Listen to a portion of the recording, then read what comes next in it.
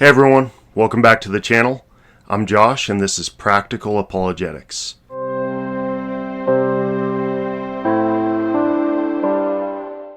Today I want to take a careful look at one of the most commonly mentioned Bible contradictions, the death of Judas Iscariot, the disciple that betrayed Jesus. Usually the objection goes something like this. The Gospel of Matthew says Judas hung himself, but the book of Acts says he fell and burst open. So which one is it? And I completely understand why people ask that.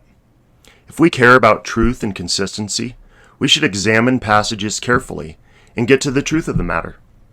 Because if the Gospels can't be trusted, then Christians have a huge problem. So let's walk through the text carefully together and look closely at what is actually being said. I'm going to start by reading Matthew chapter 27 verses 3 through 5 from the ESV. It says, "Then when Judas, his betrayer, saw that Jesus was condemned, he changed his mind, and brought back the 30 pieces of silver to the chief priests and the elders, saying, 'I have sinned by betraying innocent blood.' They said, 'What is that to us? See to it yourself.' And throwing down the pieces of silver into the temple, he departed, and he went and hanged himself." So Matthew clearly tells us Judas hanged himself after returning the silver.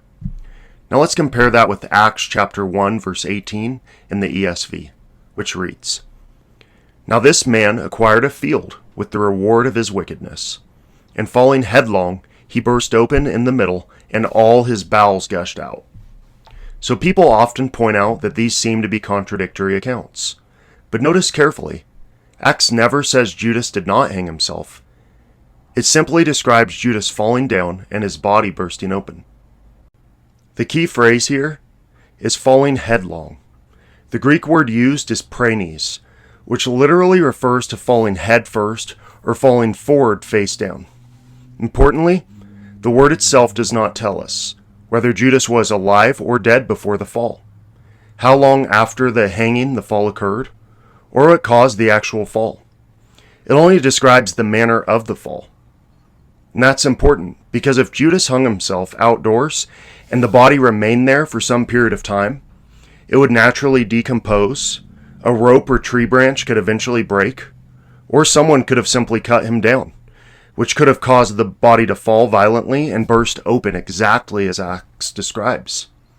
In that scenario, Matthew just describes the initial cause of death. Acts describes the aftermath with the body. Those are not mutually exclusive claims. In fact, many commentators have noted this possibility. Craig Blomberg is one. In the book Historical Reliability of the Gospels, he argues that the two accounts are actually complementary rather than contradictory, because Matthew focuses on the suicide portion while Acts focuses on the gruesome result. And there's another interesting detail here involving geography. Acts chapter 1 verse 19 says, "And it became known to all the inhabitants of Jerusalem, so that the field was called in their own language, Akeldama, that is, field of blood." Traditionally, Akeldama has been associated with a location south of Jerusalem in the Hinnom Valley region, an area known for rocky slopes and uneven terrain. Historical traditions identifying the site go back many centuries, and locations associated with Akeldama can still be visited today. That rough terrain would definitely help explain why Judas's body may have burst open upon falling. Now let's talk about the money in the field, because skeptics also point to an alleged contradiction there in who purchased the actual field. Matthew chapter 27 verses 6 through 8 in the ESV says, "But the chief priests, taking the pieces of silver, said, 'It is not lawful to put them into the treasury, since it is blood money.' So they took counsel and bought with them the potter's field as a burial place for strangers.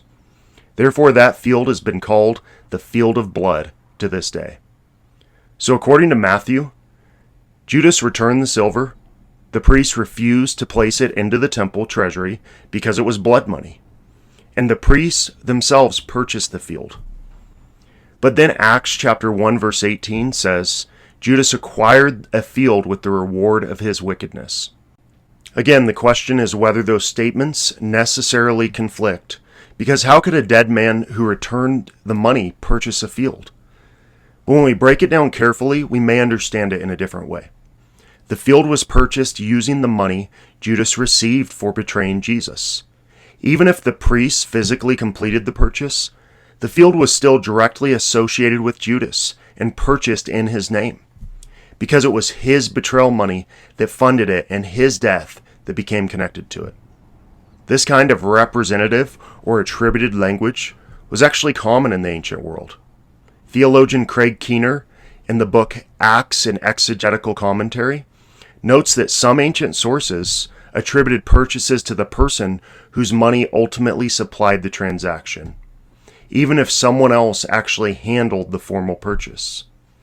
And both accounts actually agree on several major points. Judas betrayed Jesus for money. The money became associated with blood guilt. A field was purchased. The field became known as the field of blood. And Judas died horribly. So when we examine the passages carefully and allow each author to emphasize different details, the accounts fit together much more naturally than many people initially assume. Now that doesn't mean every difficult Bible passage is automatically solved, or that Christians should ignore hard questions. But it does mean we should be careful not to assume contradiction automatically, simply because two accounts focus on different aspects of the same event. So if there are more controversial verses in the Gospels and the book of Acts that you'd like me to examine, let me know in the comments below so we can continue this series. And if you enjoy practical discussions about Christianity, theology, evidence, and difficult Bible questions, please consider liking and subscribing. Thank you, and God bless.